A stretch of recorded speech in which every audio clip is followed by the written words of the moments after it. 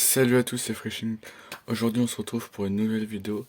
Donc, c'est une vidéo où je vais pas expliquer ça comme un tuto, mais ça va être une vidéo principalement présentation. Donc, ça fait pas très longtemps que je me suis acheté un moulinet casting. Donc, c'est un moulinet qui ressemble à ça. Donc, j'ai un moulinet de chez Jetai, le GTR XZ. C'est un. Si vous connaissez pas trop ce que c'est un moulinet casting, c'est un moulinet qui va être principalement fait du coup pour la pêche au leurre, mais que pour ça. C'est un moulinet qui va être beaucoup plus résistant à la traction par exemple d'un gros brochet ou d'un gros sealer. Et c'est souvent utilisé sur les cannes du coup casting pour qui ont une plus grande puissance et du coup une plus grande marge de lancer de leurre. Donc déjà la principale chose qu'on remarque c'est que c'est sur la canne et pas à l'envers.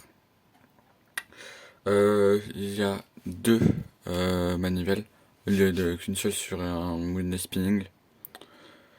Et je sais pas si vous connaissez le principe du casting. Mais le principe du casting, c'est que en fait le frein, c'est cette petite étoile là qu'il y a juste à côté de la manivelle. Donc ça va être sur le frein comme il y a au-dessus d'un moulinet spinning. Il y a aussi le frein de friction. Donc là, c'est juste, pour moi, c'est juste ici. Donc ça va être un frein qui, quand vous allez mettre un leurre, directement avec la canne tout bien installée, faut que quand vous ouvrez le pick-up ici, quand, il faut que le leurre descende doucement. Je vous ferai bien sûr une vidéo au bord de l'eau avec un leurre, ma canne et tout.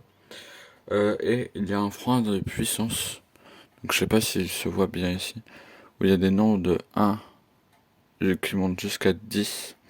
Et c'est un frein qui va être du coup changeable d'un leurre à un autre.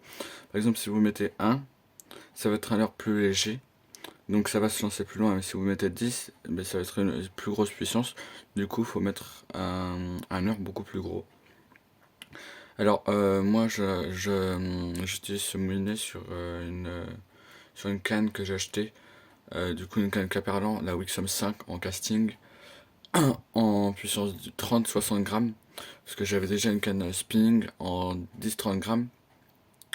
Donc c'était pour faire le complément, 10-30 grammes en spinning, 30-60 en casting.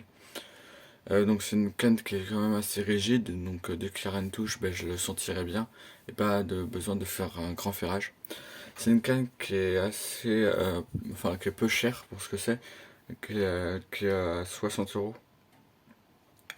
Et ce moulinet là, je l'ai eu d'occasion, je l'ai eu d'occasion avec la tresse, le backing plus le bas de ligne.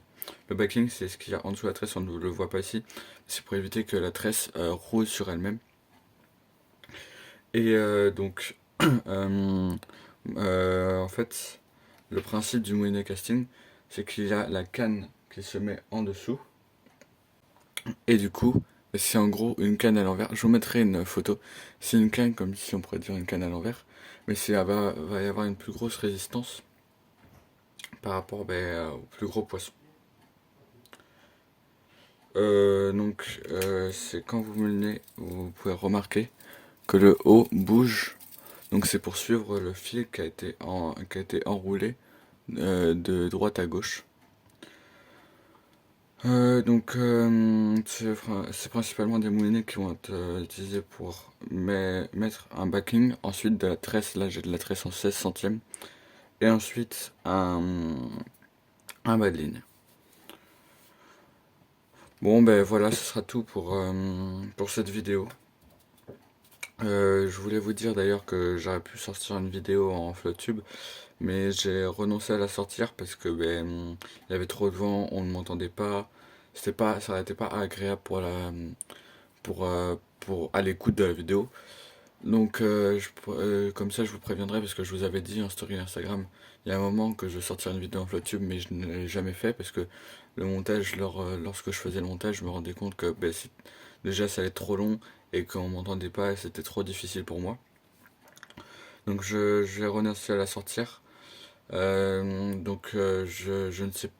pas si je referai des vidéos FloTube pour l'instant. Je pense que je referai des vidéos du bord. Mais par contre, si vous voulez être informé pour les vidéos, que ce soit tuto ou vidéo en session, ça va se passer sur mon Instagram qui doit s'afficher normalement sur l'écran. Donc n'hésitez pas à aller vous abonner. Vous aurez des news personnelles, mais des news surtout pour la pêche. Ouais, voilà, je vous dis à une prochaine vidéo, et puis surtout, bonne session de pêche.